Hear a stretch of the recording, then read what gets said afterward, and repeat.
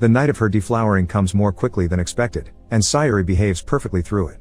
When she returns to the Okiya, Sayuri finds Hatsumomo with Ken's handkerchief in her hand.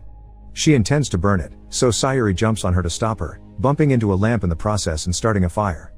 At first, the girls don't notice because they're too busy fighting, but when the flames begin expanding, Sayuri begins crying for help. However, a petty Hatsumomo actually decides to destroy more lamps to make the fire bigger.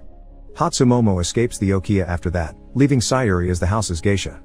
At least the building is saved, even if they lose many of their precious kimonos in the fire. There's not much time to rebuild though, because that year the outbreak of World War II happens and the town is warned about incoming attacks.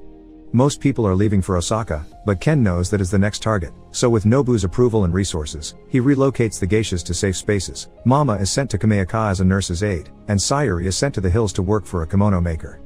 Years pass and Sayuri is stuck in a routine of hard work and poor meals while the country crumbled in constant battles.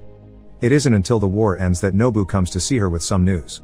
Mother and auntie escaped safely, but the Baron lost his business and ended things for himself. Ken is working hard in Osaka, but sadly, they've lost their factory as well.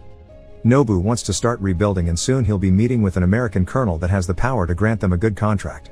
He's shown the colonel a picture of Sayuri and he wishes to meet her, so Nobu asks her to become a geisha again to help them get this contract. Sayuri doesn't want to return to that profession, but she can't turn down the request when Nobu mentions it would make Ken happy too. Sayuri returns home only to find things have changed a lot. There are Americans everywhere, and now every streetwalker with a painted face calls themselves a geisha, giving real geishas a bad reputation.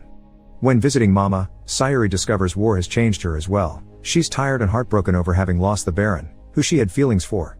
She had to sell all her kimonos and jewelry to survive, and now she works renting rooms.